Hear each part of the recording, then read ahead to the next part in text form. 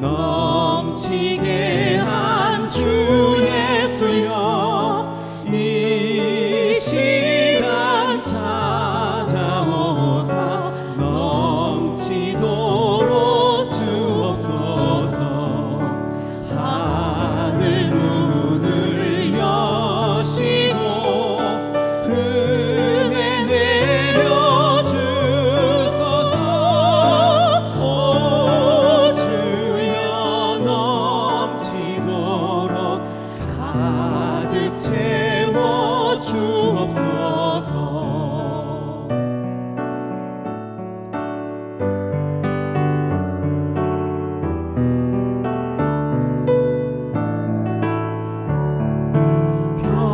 병든 자 찾아가서 고쳐주신 주 예수여 이 시간 찾아오사 어루만져 주옵소서. 하늘 문을 여시고 은혜 내려주소서. 오 주여 넘치도록 가득 채워 주옵소서.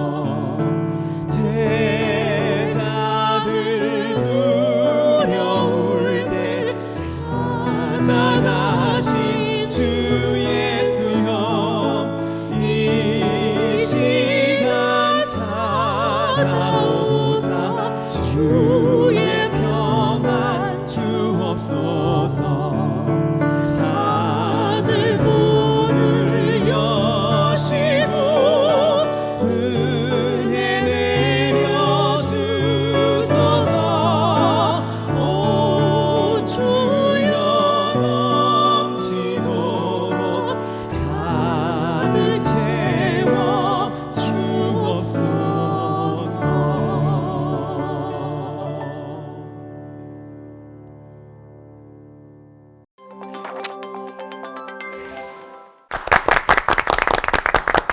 오 주여 가득 넘치도록 채워주시옵소서. 방금 부른 찬양 속에 오늘 올포원의 주제가 들어 있습니다. 가나의 혼인잔치, 예수님이 물을 포도주로 바꾸신 너무나도 잘 알려진 그 사건이지만 좀 알쏭달쏭 의문이 꼬리에 꼬리를 무는 그런 사건이기도 해요. 네. 맞습니다. 예수님께서 처음으로 나 이런 사람이야 하고 자신을 이렇게 드러내신 사건인데요. 첫 번째 기적인데 왜 하필이면 이렇게 가나의 혼인 잔치에서였을까 이런 의문이 들고 사실 굉장히 정신없는 자리잖아요. 맞아요. 그래서일까요? 물로 포도주를 만들었다는 사실은 사실 하인들만 알고 있었던 사실이고 또 초대받은 손님들과 정작 장가가는 사람들은 아무도 모르고 그냥 마시고 장가가기 바빴던 것 같아요. 네.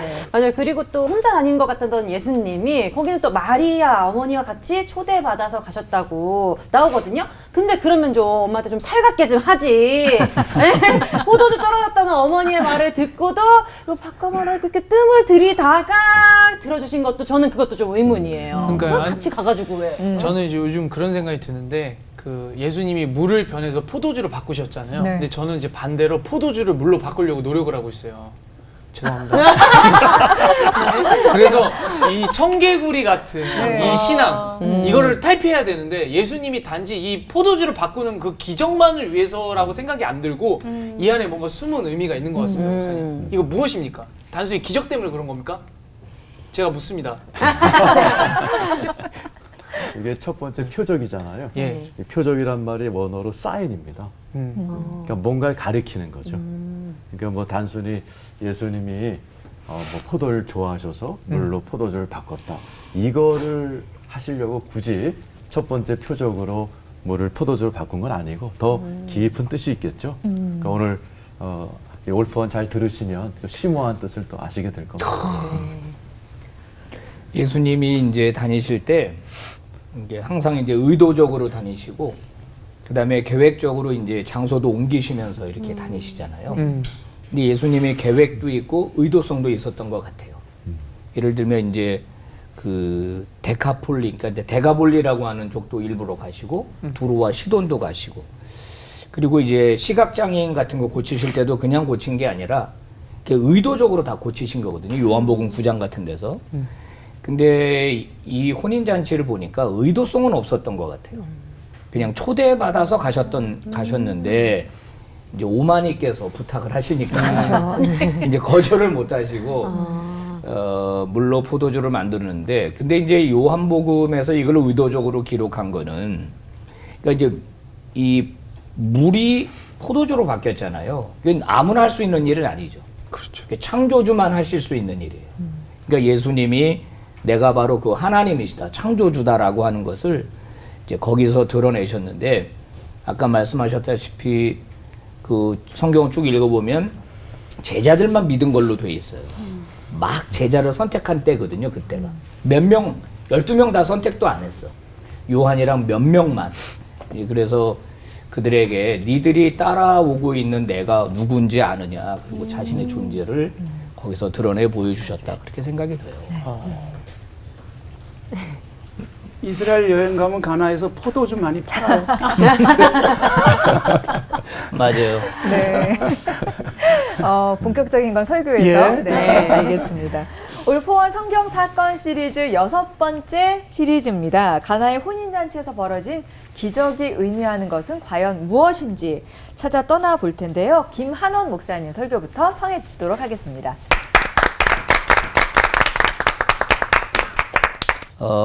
지금이야 이제 혼인잔치가 많이 이제 퇴색이 됐고 뭐 짧게 딱 끝나지만은 고대 사회에서의 혼인잔치는 그 마을의 완전 이벤트예요.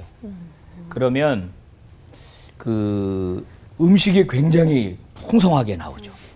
그때 가서 한번 배불리 먹는 거예요. 그렇게 배불리 먹었던 때가 그렇게 오래되지 않아요. 그러니까 잔치에 가서 엄청 맛있게 먹고 또 포도주도 나오니까 실컷 마시고, 성경에는 그래서 예수님이 비유 말씀하실 때 이 잔치 비유를 많이 쓰시죠. 하나님 나라를 소개하실 때 거기에는 이제 풍요로움이 있는 거예요. 기쁨과 즐거움이 있는 거죠. 자, 예수님께서 이제 초대받아서 혼인잔치에 가셨어요. 아마 마리아와 예수님의 친척이었던 것 같아요. 친한 가족이었던 것 같아요. 이제 나중에 포도주가 떨어졌을 때 예수님의 어머니 마리아가 나섰다라고 하는 건 어느 정도 그 주최 측이랑 가까웠기 때문이라고 이제 보는 건데, 자, 그러면 이제 이런 잔치를 준비할 때 혼주는 넉넉하게 준비하죠. 넉넉하게. 음식이 부족하면 큰 결례입니다. 포도주가 떨어져 버린 잔치집? 이거는 진짜 생각할 수 없는 거예요. 이게 조합이 안 되는 거죠. 그런 것처럼 여러분, 우리의 인생에도 이 포도주가 떨어진 것 같은 그런 인생의 때가 온다는 거죠. 찬란하게 빛나는 때도 있지만 이 잔치집처럼 위기를 만나거나 어려움을 만날 때가 이제 있다는 거예요. 여러분, 이제 성경에서 아까도 말씀드렸습니다마는 하나님 나라의 이미지는 잔치죠. 그리고 하나님이 우리에게 원하시는 것은 풍성한 삶이에요. 요한복음 10장 10절 말씀 유명하죠. 주님이 이 땅에 오신 목적이 뭐냐? 양들로 하여금 생명을 얻게 하려 하십니다. 그리고 더 풍성히 얻게 하려 하십니다. 이게 원래 하나님의 뜻이에요. 자, 본문에서 흥미로운 사실은 왜 마리아가 예수님에게 말했을까 하는 점이에요. 그리고 또 우리가 성경을 읽으면 예수님의 태도가 약간 건방져 보여요. 어머니 그러면 되는데 여자여 그러잖아요. 그게 그 귀나이라고 하는 이제 헬라어가요. 우리말로 번역할 때 적당한 단어가 없어요. 이것은 여성을 굉장히 존중할 때 하는 표현이었다고 그래요. 어떻게 할 수 있냐? 요세푸스가 쓴 그 고대 전쟁 이야기, 역사 이야기를 보면은 그 헤롯 대왕 시대에 문서가 하나 나와요. 그때 자기 아내를 향하여 존중하는 의미로 여자여 했던 표현이 나오는 걸로 봐서 신약학자들은 뭐라 그러냐? 이거는 어머니를 그냥 버릇없게 부른 게 아니라 마지막 십자가 돌아가실 때도 여자여 그러잖아요. 이거는 여성을 굉장히 존중하는 표현이다. 마리아는 어릴 때부터 자기가 처음으로 잉태한 이 아들이 하나님의 아들이라는 걸 알고 있었어요. 그러니까 같이 가정에서 자랐지만은 늘 하나님의 아들이라는 걸 알고 있었기 때문에 그분의 신성을 인정했을 가능성이 높아요. 근데 예수님에게 이제 부탁을 한 겁니다. 우리가 잘 아는 대로 이 이야기의 결말은 해피엔딩으로 끝났습니다. 예수님께서 하인들을 시켰고 결례를 따라 쓰는 돌 항아리에 물을 떠다 주라고 했고, 그리고 이제 물이 포도주로 바뀌게 됐죠. 자, 문제가 사라졌습니다. 잔치집의 문제가 사라졌어요. 망쳐버릴 잔치가 다시 기쁨이 넘치는 잔치로 이제 바뀌게 됐죠. 사람들은 저마다 야, 이 좋은 상품의 포도주를 왜 이제 내오느냐. 다른 잔치집에 가면 좋은 거 먼저 내고 나쁜 거 나중에 내는데 이 집은 거꾸로다 그러면서 이제 막 칭찬을 했습니다. 어떻게 이 문제가 해결됐나요? 가만히 보면 아주 심플합니다. 예수님에게 부탁했기 때문에 이 문제를 해결해 주세요. 어머니가 자기 아들, 하나님의 아들로 인정하고 육신의 아들이 아니라 하나님의 아들로 인정하고 부탁했기 때문에 문제가 해결된 겁니다. 성경의 위대한 인물들은요, 고난이 없었던 사람들이 아닙니다. 문제가 없었던 사람들이 아니에요. 다 기도로 승리했던 사람들이죠. 모세, 다윗, 에스더, 느헤미야, 다 기도의 사람이에요. 하나님께 아뢰었죠? 마찬가지입니다. 오늘 본문을 통해서 하나님이 우리에게 주시는 교훈은 뭐냐면, 당신의 문제가 뭐냐? 당신의 인생에서 포도주가 떨어져서 어려운 일이 생길 것 같은 상황 속에서 당신은 무엇을 선택하고 누구를 찾아가고 누구에게 얘기하느냐, 이걸 묻고 있는 거죠. 혹시 여러분 중에 인생의 어두운 터널을 통과하고 있는 분들이 있습니까? 해결되지 않는 문제 때문에 밤잠을 못 주무시는 분이 계십니까? 예수님에게 말씀드리십시오. 그분에게 찾아가십시오. 그러면 우리 주님이 해결해 주실 줄 믿습니다. 기도하겠습니다. 하나님 아버지, 감사합니다. 우리 인생에 기쁨이 넘치게 하실 우리 주님을 인정하고 그분께 아뢰는 저희들 모두가 다 되게 해 주시옵소서. 아멘. 예수님 이름으로 기도 올리옵나이다. 아멘.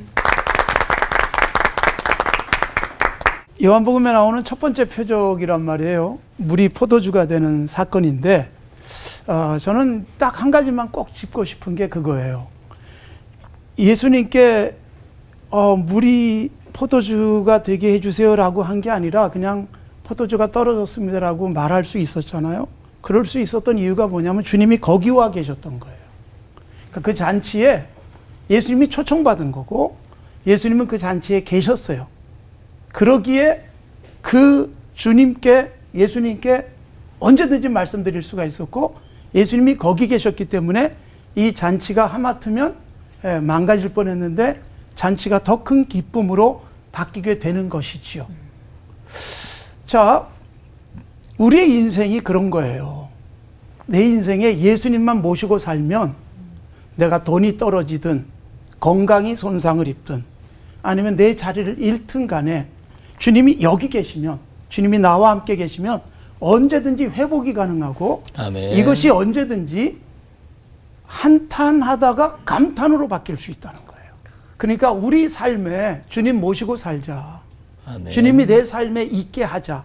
예배당 거대하게 지어놨는데 예수님이 안 계시면 거대한 예배당에서 갈등만 일으키다가 끝날 수 있어요. 화려한 집에 사는데 주님이 거기 계시지 않으면 인생의 문제 앞에서 쩔쩔매면서 그 화려한 집도 오히려 광야처럼 바뀔 수 있습니다. 그러나 내 인생에 주님이 들어와 계시면 언제든지 문제가 생겨도 위기가 와도 이것이 하나님을 찬송할 수 있는 놀라운 역사로 바뀔 수 있다는 것입니다. 요한복음의 재밌는 특징이 뭐냐 하면 다른 복음서와 달리 7개의 표적만 모아놨어요. 첫 번째 표적이 물이 포도주가 되는 것. 마지막 표적이 11장에 나오는데 나사로가 죽었다가 살아나는 거예요. 보세요. 이 7개의 표적과 이어지는 말씀들이 재밌게 연결되어져요. 물이 포도주가 된 다음에 주님의 말씀은 거듭남이 나와요. 맹물 같은 인생이 예수님 만나서 새롭게 태어나면 하나님 나라가 돼요. 이게 3장에 이어지는 말씀.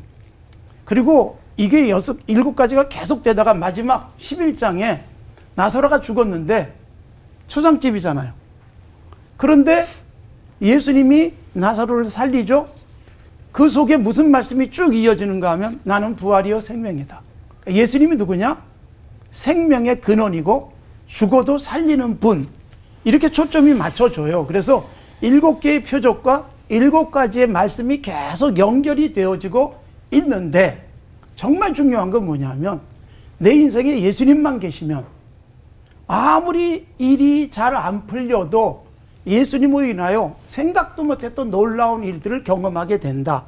자, 첫 번째 표적 잔치집이죠. 잔치의 흥이 깨질 뻔했죠. 그런데 예수님으로 인하여 물이 포도주가 되면서 잔치의 흥을 살리죠.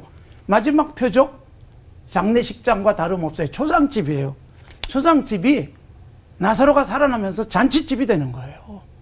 그러니까 예수님이 내 삶의 현장에 계시면 어떤 문제도 걱정거리가 없다라는 아멘. 것이 7개 표적의 굉장히 중요한 부분인데 자, 요한복음 1장이 이렇게 시작이 됩니다. 태초에 말씀이 계시니라. 그러면서 이 말씀이 육신이 되어 우리 가운데 오셨다. 자, 말씀이신 굉장히 멀리 계신 로고스이신 하나님 예수 그리스도가 우리 가운데 들어오시니까 인생이 바뀌어요. 세상이 바뀌어요. 아멘. 예수님이 들어오시면서 천국이 되어지는 거예요. 아멘. 이게 요한복음 1장이에요. 그러니까 말씀이신 예수님이 우리의 삶에 우리의 세계 속에 들어오시면 어떤 문제도 감사하여 찬송으로 바뀌고 어떤 위기도 오히려 잔치가 되어진다. 이 부분을 요한복음 전체가 하나의 포인트로 계속 몰고 가고 있다는 거예요. 오늘 내 삶에 돈이 있어, 나를 든든히 백업해 줄 사람이 있어, 내 손에 쥐고 있는 이런저런 것들이 있어가 아니라 아무것도 없어도 예수님이 내 인생에 계셔, 내 집에 계셔, 우리 교회 공동체에 계셔. 그러면 문제는 오히려 놀라운 감격을 경험할 수 있는 기회가 될 것이다. 그래서 이 잔치에 예수님이 청함받았다. 중요한 부분이에요. 우리 인생에 예수님 반드시 초청해 놓으십시오. 그분을 옆에 계시게 하십시오. 아멘. 그러면 우리의 인생의 모든 문제가 감격으로 바뀌게 될 것입니다. 아멘. 자, 다시 강조하지만 한탄이 감탄으로 바뀔 수 있는 것은 주님 모셔놓고 살면 예수님으로 인하여 죽은 것도 생명이 되고 맹물이 맛있는 포도주가 되고 그리고 오랫동안 걷지 못했던 38년 된 병자도 벌떡 일어나잖아요. 이 예수님 내 삶에 모시고 살아갑시다. 아멘. 하나님 아버지, 우리의 삶 예수님이 계신지요. 돈은 있고 힘도 있고 공부도 많이 했고 이런저런 거 많이 가졌다고 자랑하는데 예수님만 없는 불행한 인생 되지 않게 하옵소서. 아멘. 아무것도 없는 것 같아도 주님이 계시기에 주님이 한탄을 감탄으로 바꾸시는 놀라운 복을 누리는 우리 모두가 되게 하옵소서. 아멘. 예수님의 이름으로 기도드리옵나이다. 아멘. 아멘. 주일학교에서 성경 퀴즈 할 때 첫 번째 표적은 그럼 다 가나의 혼인잔치 얘기합니다. 이 표적이란 말을 썼습니다. 기적이란 말 대신에. 이 표적이란 말은 세메이온, 사인을 이야기하죠. 무언가를 가르치는 겁니다. 그러니까 요한은 요한복음 20장 30, 31절에 표적을 쓴 목적을 얘기합니다. 이렇게 표적을 기록하면 예수가 그리스도임과 예수를 믿음으로 생명을 얻게 합니다. 그러니까 표적은 전부 다 그리스도를 가리킵니다. 그런데 요한은 요한계시록까지 예수를 표현할 때 시제를 다양하게 쓰죠. 이제도 계시고 전에도 계셨고 장차 오실 예수 그리스도. 그러니까 두 분께서 우리의 삶의 현장에서 기적으로 만드신 현재를 얘기하셨다면 저는 장차 오실 예수에 맞춰서 가나의 혼인잔치는 장차 오실 예수 그리스도가 재림하여 우리에게 베풀 공중 혼인잔치를 이야기한다라고 말씀드리고 싶습니다. 가나 혼인 잔치의 그 습성을 영화로 만들었죠. 이번에 CBS가 가나 혼인 잔치 언약편 해가지고 영화로 만들어서 상영이 많이 됐고요. 절차가 이렇습니다. 남녀가 이제 결혼에 마음을 두면 마을 사람들이 모입니다. 그때 누군가가 서약서를 읽습니다. 그 서약서 이제 결혼하면 이렇게 해야 된다는 내용이겠죠. 그걸 읽으면 이제 신랑이 포도주 잔을 신부에게 이렇게 내밉니다. 그 선택권은 신부에게 있어요. 그 포도잔을 물리칠 수도 있고 받아들일 수 있어요. 근데 신부가 포도주 잔을 받아들이면 정혼이 됩니다. 가나 혼인잔치의 특징이 정혼과 결혼이 멀리 시간 간격이 있다는 거죠. 신부가 이제 나 당신의 정혼자가 되겠습니다. 당신을 나의 지아비로 모시겠습니다. 이렇게 정혼이 되면 곧바로 남편 대신 신랑은 이제 아버지 집으로 갑니다. 신부를 데리고 와 살 집을 증축하기 위해서 가는 길에 집을 지을 재료들, 나무 이런 도구들을 잔뜩 삽니다. 그리고 1년 후에 있을 연회, 잔치를 위해서 포도주를 사고 또 그릇들을 준비해서 아버지 집으로 갑니다. 그곳에서 열심히 아버지 집에서 방 한 칸을 더 연장하는 집을 짓죠. 이 아버지 집을 짓게 됩니다. 신부는요, 시장에 가서 자기의 예복을 만드는 그러한 것들을 준비하기 시작합니다. 그리고 가나 혼인잔치에는요, 결혼식 날을 아버지만 합니다. 신랑의 아버지. 신랑의 아버지가 말을 안 하면 신부를 찾으러 신랑이 올 수가 없다는 그런 가나 혼인 풍습이 있는 거예요.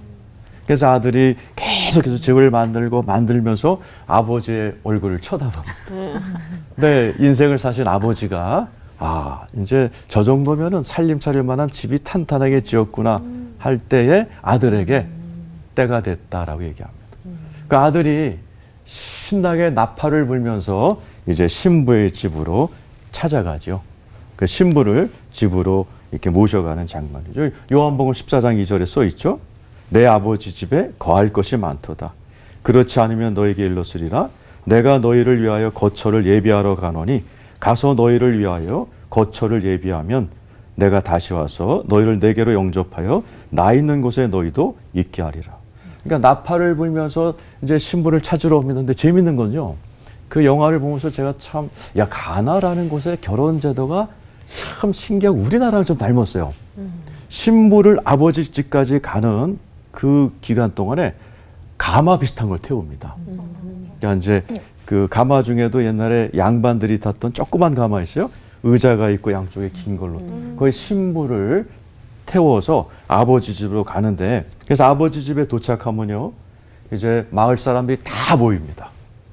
잔치에 들어가면 문을 딱 닫고 다른 사람이 들어갈 수도 없고 거기 있는 사람이 나올 수도 없다고 그래요.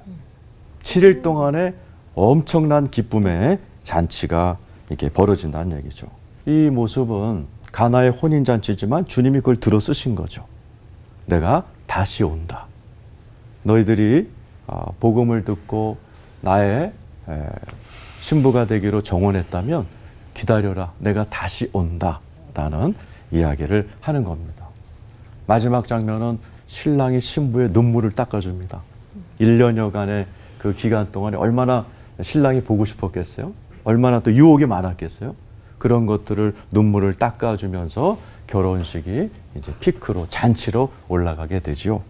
우리는 이제 신랑 예수 그리스도와 정혼한 신부와 같습니다.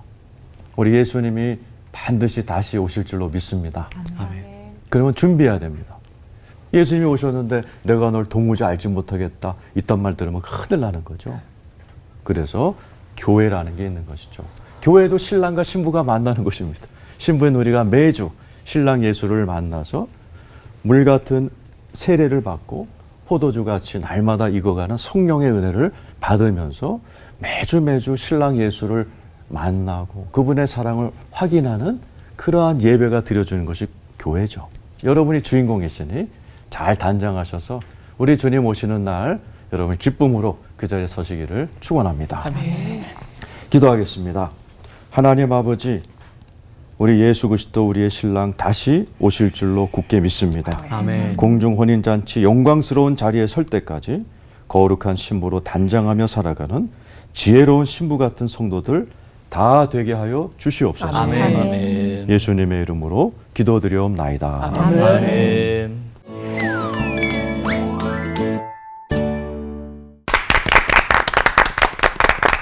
과연 이분이 메시아시구나라는 것을 믿게 하기 위해서 주시는 표적에 대해서 오늘 이야기 나누고 있는데 가나의 혼인잔치는 메시아의 나라가 어떤 것인지 맛보게 하시는 예고편 같은 것이구나 알게 됐습니다. 근데 이게 너무나 조금 보여주셔가지고 궁금증이 더 이렇게 커지는 것 같아요. 네, 목사님들 말씀처럼 첫 표적인데 왜 이 요한만 이 가나의 혼인잔치를 기록했을까 궁금하고요.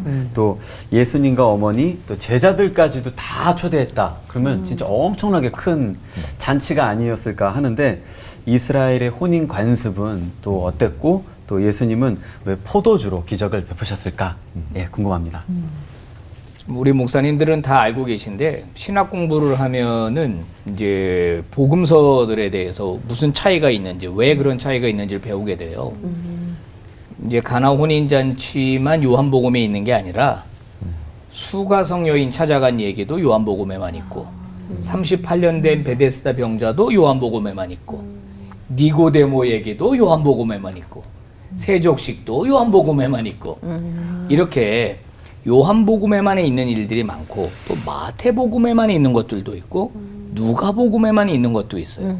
이거를 보통 이제 요한복음 특수자료 그래요. 네, 그러니까 이제 요한이 성경을 쓸 때 아마 마가복음도 읽어봤을 거고 마태, 누가도 다 읽어봤을 거예요. 근데 이제 요한의 시각에서 이건 빼뜨렸네. 뭐 이러면서 이제 넣었을 거다라고 이제 합리적 추론을 하죠. 요한복음을 읽어보면 몇 가지 특징이 나오는데 좀 부지런한 사람이었을 것 같아요. 왜냐하면 니고데모가 밤늦게 찾아왔잖아요. 근데 요한은 그걸 본 거야. 다른 제자들은 다 자고 있었을 걸로 보고 좀 그랬던 것 같기도 하고 그 다음에 이제 이게 첫 기적이기 때문에 지금 요한복음 1장, 2장 이렇게 읽어보면은 이제 막 제자들을 선택하신 상태였거든요. 그리고 아직 내 때가 이르지 않았다라고 하니까 이제 공식적으로 예수님이 제자들과 출범하기 전이에요. 그래서 이 요한복음에 이 요한만 특별하게 보고 경험했던 이야기들을 이제 적어 놓은 걸로 그렇게 보면은 될 것 같아요. 그 다음에 이제 물로 포도주를 만들었다라는 거는 여러 가지 의미가 있는데 성경에서 이제 포도주가 가리키는 상징들이 많이 있거든요. 근데 특별히 예수님이 새 언약을 말씀하실 때 새 포도주를 말씀하세요. 그러니까 새 포도주는 어디에 넣어라? 새 부대에 넣어라 그러잖아요. 그러면 이제 낡은 부대가 있고 옛 포도주가 있잖아요. 그건 뭐냐면 율법을 말하는 거예요. 그러니까 옛 언약은 율법이고 새 언약이 복음인데 예수 그리스도가 가져오신 것이 새 언약, 복음이잖아요.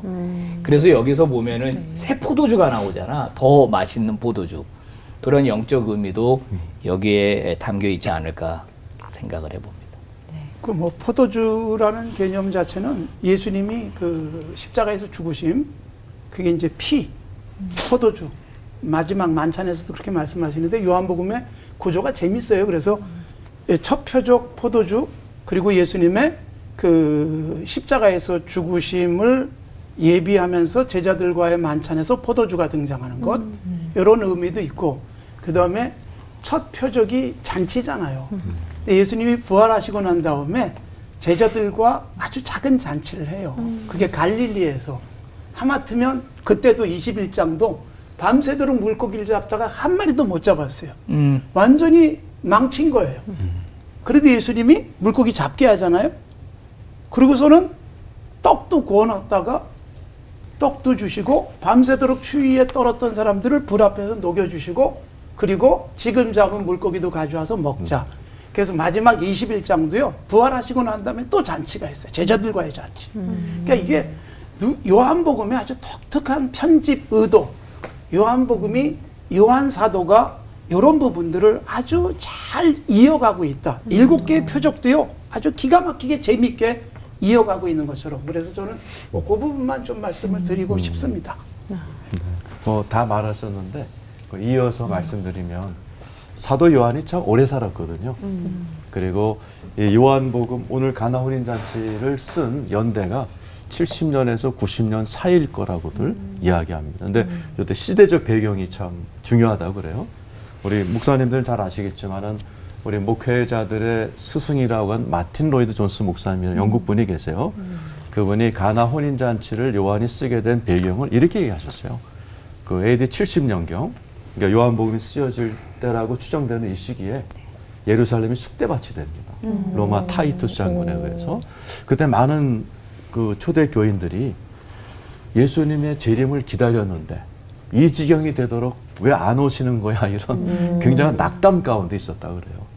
그때 사도 요한이 가나 혼인잔치 그것을 쓰면서 너네들 가나의 혼인잔치 다 그거 통해서 결혼했잖아 너희들.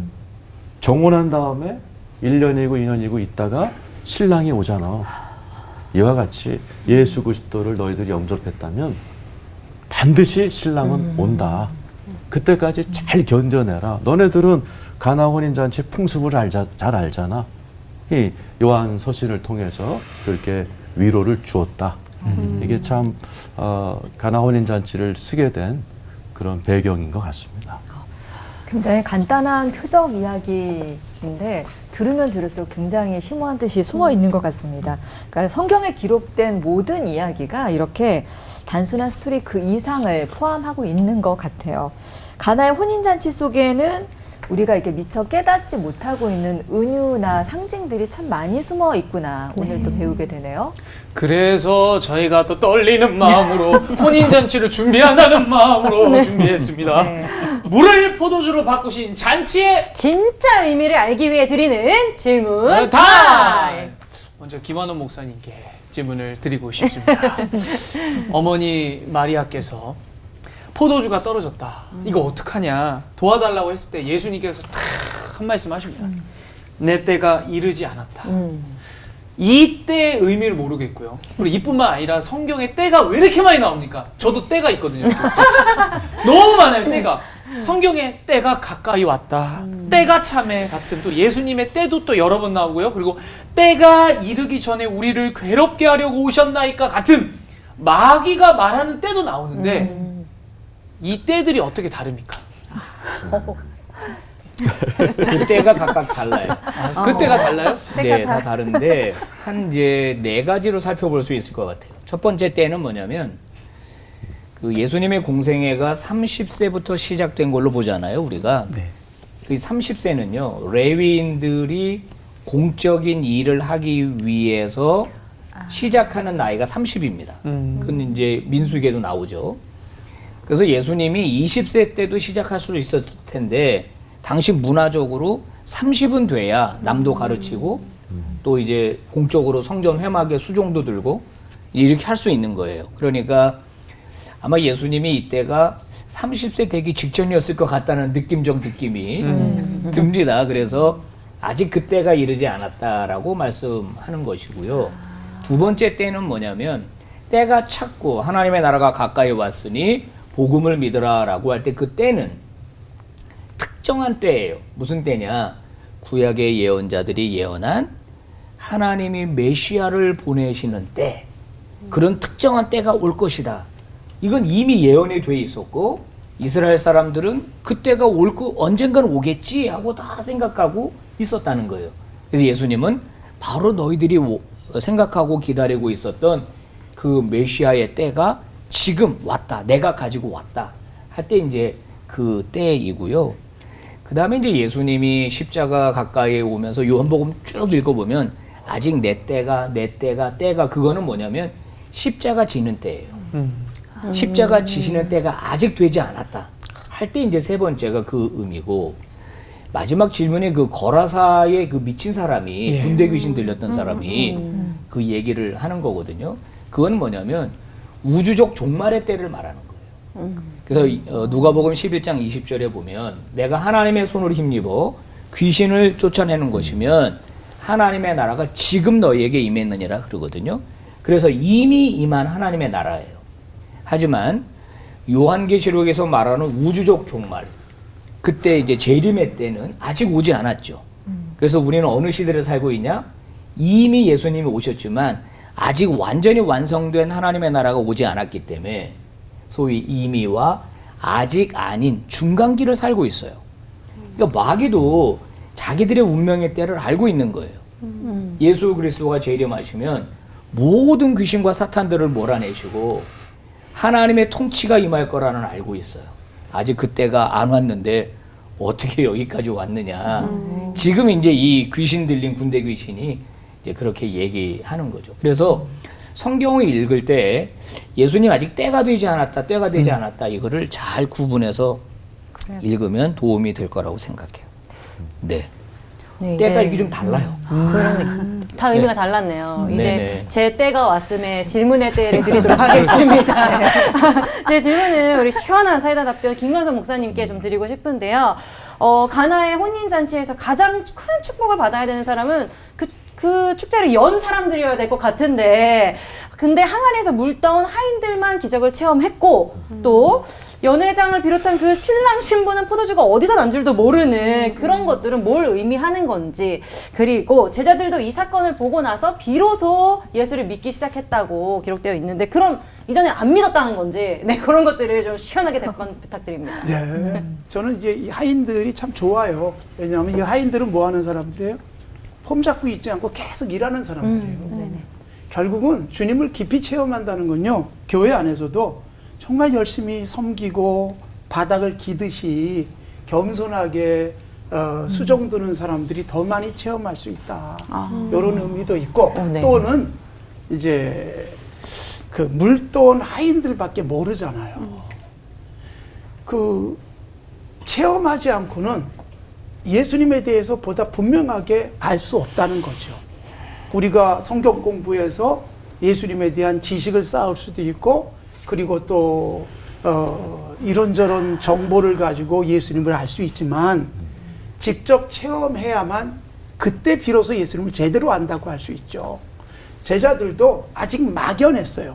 이 첫 표적 이전에는 예수님이 그런 분일 거야, 뭐 이런 정도, 메시아일 거야. 그런데 정말 포도주를 이렇게 물에서 포도주로 변화시키는 모습을 통해서, 야, 이분이 정말 그분이구나.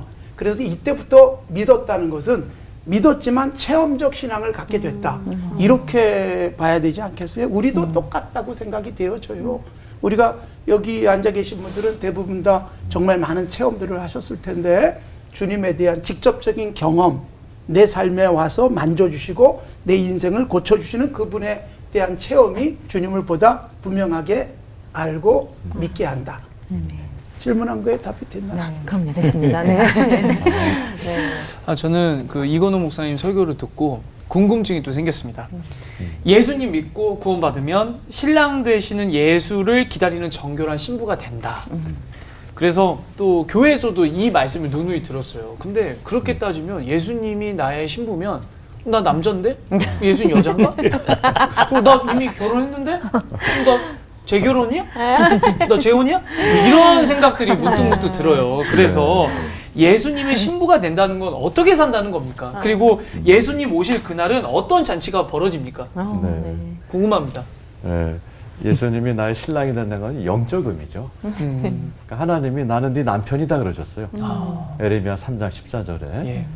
이 당시에 남편은 주인이란 뜻입니다. 그러니까 남편은 이 당시에 주인이 없고, 그 가나온 잔치 보면 특이한 것이 뭐냐면, 이제 정혼을 하고 나면 신랑은 집 지을 재료를 사서 집 짓기 시작하고, 신부는 예복을 준비합니다. 근데 재미있는 것은 언제 아버지가 이때다, 목사님 얘기하신 것처럼 모르니까, 언제 올지 모르니까요, 매일 밤 웨딩 드레스를 입고 잡니다. 우리나라 문화에서는 웨딩 드레스 언제 입어요? 당일날 입잖아요. 네. 이 가나 혼인잔치의 이런 문화적인 배경에 의하면 매일 웨딩 드레스를 입고 자요. 언제인지 모르고. 언제 올지 모르니까. 이것도 영적인 의미죠. 옷이 뭘 상징하죠? 계시록에 나와 있어요. 세마포는 성도의 옳은 행실이다. 그러니까 주님이 오실 때까지 정결하게 바르게 사는 삶을 보여드려야 되고, 뭐 옳은 행실뿐만 아니라 마음도 마찬가지죠.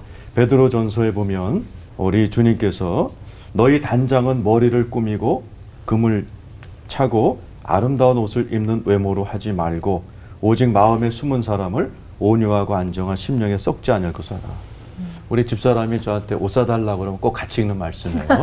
네, 너희 단장은 머리를 꾸미고 네, 금을 차고 아름다운 옷을 입는 외모로 하지 말고 마음에 속 사람을 단장해라. 이렇게 잘 준비가 됐을 때 주님이 오시면 아까 결혼잔치 네. 어떤 모습이냐 계시록에 멋있게 써 있죠. 계시록 21장 2절에 우리 결혼식 날 주님과 내가 결혼하는 날 이렇게 써 있어. 어마어마한 스펙타큘러한 새 하늘과 새 땅을 보니 처음 하늘과 처음 땅이 좋고 바다도 다시 있지 않더라. 내가 보매 거룩한 성 예루살렘이 하나님께도 하늘에서 내려오니 그 준비한 것이 신부가 남편을 위하여 단정한 것 같더라. 결혼식 날 새 하늘 새 땅 새 예루살렘이 내려오고 엄청납니다. 그때 뭐라고 됐어요? 그가 우리 하나님이고 우리는 그의 백성 한 몸이 되는 부부관계를 얘기했고 그분이 모든 눈물을 우리 눈에서 닦아주신다. 그러니까 이게 우리의 진짜 결혼식입니다.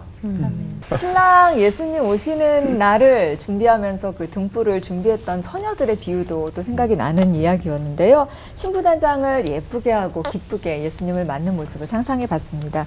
자, 우리 모두 좀 어여쁜 신부가 돼서 주님 나라에서 하나 되는 모습, 그날도 우리 올포원이고 싶네요. 아멘. 매일매일 웨딩드레스를 입고 잔다고 생각하니까 너무 떨리고 너무 좋아요. 네. 그렇다라는 것은 지금 이 땅에서부터 천국을 살아야 한다라는 말씀으로 저는 받아들여지거든요. 목사님들도 이 땅을 천국으로 변화시킨 기적의 순간들이 분명히 있으실 것 같아요. 나눠주시면 좋을 것 같고요. 하나님이 왜 그렇게 하셨을까요? 생생하게 이야기를 좀 들려주시면 좋겠습니다. 저는 지금도 아주 기억이 생생한 우리 성도 한 분이 계세요. 그분은 뭐 집사님도 아니고 우리 교회 등록하시고 처음 교회를 밟고 1년 한 2개월 지나서 천국 가신 분이에요. 처음 그분이 교회로 오셨는데 자기 발로 걸어서 오신 거예요. 이렇게 암 수술을 받고 굉장히 몸이 안 좋은데 아주 예쁜 분이었어요. 정말 정말 예쁜 여자다라고 생각할 정도로 그렇게 예쁜 분이 혼자 걸어서 오셨는데 그 전에 아들이 우리 교회를 나왔기 때문에 교회를 가면 이 교회를 가야지 그러고 찾아온 거예요. 그러고서 신앙생활 처음 시작했어요. 제가 이제 그분 붙들고 기도해드리고 또 예수님 소개하고 그리고 한두 달 지나서부터 새벽에도 매일 나오셨어요. 그러다가 한 5개월쯤 지나고 나니까 못 나오시는 날들이 있었어요. 그게 이제 이 병이 다시 좀 재발하면서 그러면서 못 나오기 시작했는데 그러다가 1년 2개월 만에 우리 교회 나온 지 1년 2개월 만에 천국 가셨어요. 제 장례식을 해드렸는데 그분을 보면서 느낀 거예요. 그분이 이제 정말 천국 가기 바로 직전 일주일 전에 제가 거의 밤 12시쯤 돼가지고 굉장히 힘든 상태가 돼서 이거 오늘 천국 가시는 거 아니야? 그런 마음으로 그 병원에 갔어요. 그리고 병실에 딱 들어서서 기도를 해드리고 찬송도 그분이 굉장히 그 부르고 싶은 찬송 불러드리고 났는데 제가 그러고서 이제 기도를 딱 마쳤어요. 기도하고 났는데 그분이 저한테 이렇게 말씀하시더라고요. 이제 교회 나온 지 1년 그리고 한 2개월 정도 됐는데 목사님, 제가 그때 무슨 얘기를 하려고 그랬는가 하면 이제 천국 갈 준비를 시켜드려야 될 것 같아서 이제 복음 제시, 뭐 일반적으로 말하는 그 부분을 하려고 그랬는데 이분이 저한테 제가 기도를 딱 마치자마자 목사님, 저요 지금 죽어도 천국 갈 수 있어요 그러더라고요.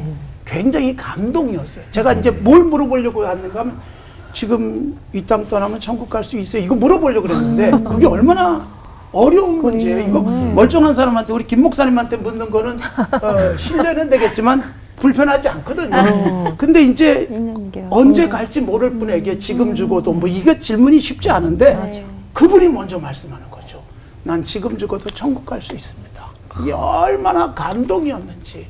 그러니까 1년 2개월 동안 그분은 예수님을 점차 깊이 만나면서 정말 맹물 같은 모습에서 어느새 포도주로 바뀌어 있는 거죠.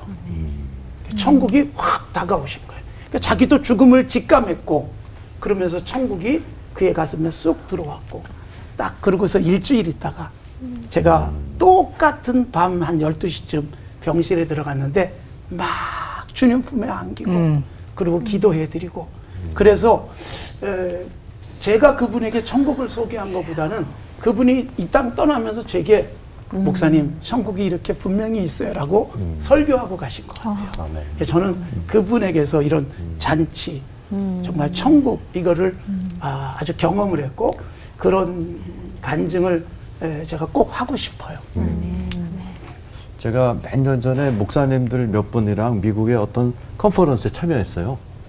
그래서 일주일 동안 있었는데 이제 소개로 그 숙소에서 컨퍼런스장까지 교포 한 분이 이제 며칠 동안 라이드를 해줬습니다. 여자분인데 그 이제 밟고 막 기쁘게 해야 되는데 또 그래서 이제 우리가 눈치를 봤죠 목사들이. 왜냐하면 이제 차 안 태워주면 안 되니까.